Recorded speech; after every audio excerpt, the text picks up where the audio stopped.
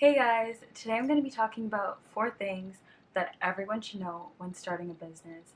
I launched my business May 2020. It's a jewelry and watch company, and in the process of doing that, I've learned a bunch, and I think it's really important to know. So let's get into it. Uh, Number one is not everyone is going to support you, okay? Let me repeat that, okay? Not everyone is going to support you. It sucks, but it's better to realize that now than later. What I mean by that is you can have a business, you can be really confident in your products, and it's launch day. None of your friends could buy, maybe one, maybe two, but don't expect that. Um, there was this video that I was listening to. If I find it, I'll link it down below. But pretty much what he was saying was that you know less people. I'm probably not going to say this right, but pretty much is there's more people in the world that you don't know. So why only try to sell to the people you do know, right? So in that instance, just think like, yes, my friends may not support me, or maybe one or two, that's great, but you're not only targeting those people, right? So you just have to kind of keep moving and realize you're going to the masses, not just 10 people. Um, Also, if you see me look down, it's because I'm looking at my notes. So, number two is you are the business. And that I understood, but like going through it was so different. You are the copywriter, you are the designer, you are the graphic designer, you are the photographer, the model. Like, it depends. You can hire people to do that, you can outsource all these tasks. But if you have those skills or you want to have it to be a little cheaper, you're all those things. And I remember staying up at like 4 a.m. trying to code, learning how to code on YouTube because there are certain things that I wanted on my site that I didn't know how to do. So I'd just be like, how do I do this? And I'd literally be in the computer at 4 a.m. trying to figure it out. Or you're taking all the pictures, you're editing all the pictures, you're doing like the copy, and the copy is so important when you write your captions, right? So you have to realize that you are all these things, and when you do, you'll try to figure out what's your weak points and try to strengthen them, obviously. So you'll be like, okay, you're this and this and this, which is so overwhelming sometimes, but it's also great because you get to learn every aspect of your business. So later on, when you do outsource it, you can understand what they're talking about or how to fix it or how to communicate better of what you want them to do. Number three, you have to figure out, okay, yeah. So you have to figure out your audience or everyone is going to be confused. Um, so your audience is so important. Figuring it out and actually understanding them to the T is super, super, super important because, like I said, everyone's going to be confused because your target audience can affect how you write, like in your marketing and like in your ads, in your social media, and how your business's voice is, like your business's tone. And if it's all over the place, everyone's going to be confused. Like, are you targeting skaters? Are you targeting like high end people? Not saying that they can't be combined, but like, who are you targeting? Because you can't be targeting like people who like luxury goods and then sound completely different, if that makes any sense. So you really have to figure it out, and then also that would help you with like your website designs and your pictures that you want to post because you're targeting them. So that's extremely important. You need to figure out who you want to wear your product, who you see using your product, and gear your ads or your everything towards them because that's super important because that's who you see your product benefiting in the end of the day. And if it doesn't align with their values or like how they are, they may not want to use it.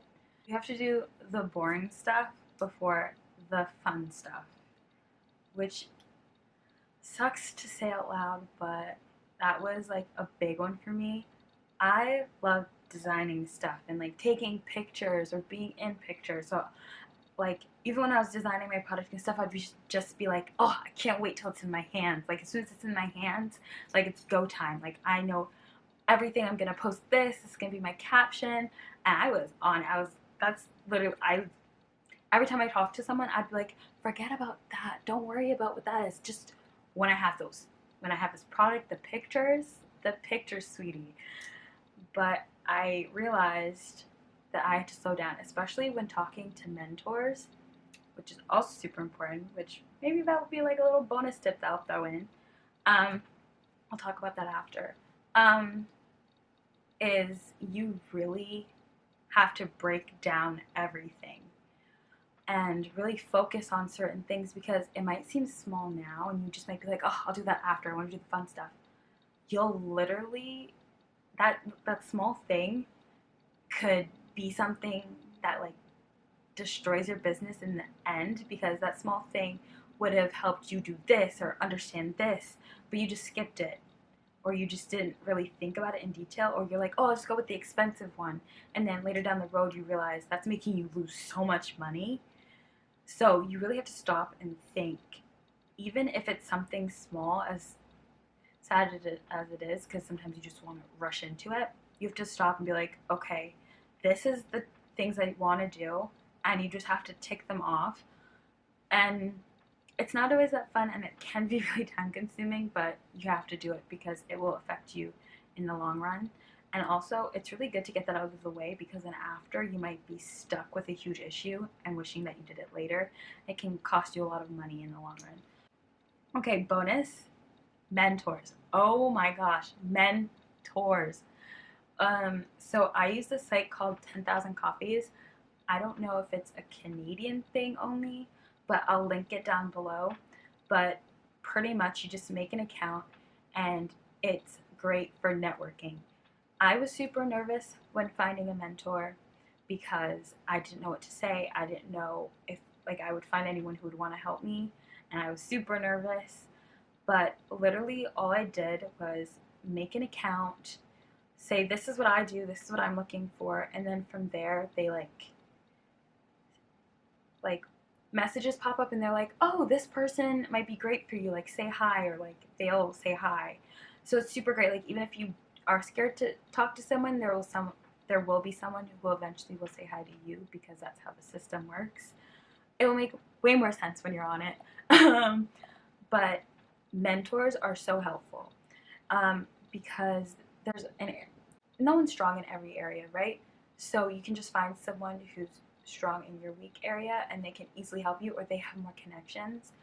I've made several connections and I got 2 mentors from that site, and they don't even have to be on exactly what your industry is, but they can be in like finance or something simple, and they can help you with a certain task. And you don't have to get more than one mentor. Don't let anyone tell you that. You can get more than one.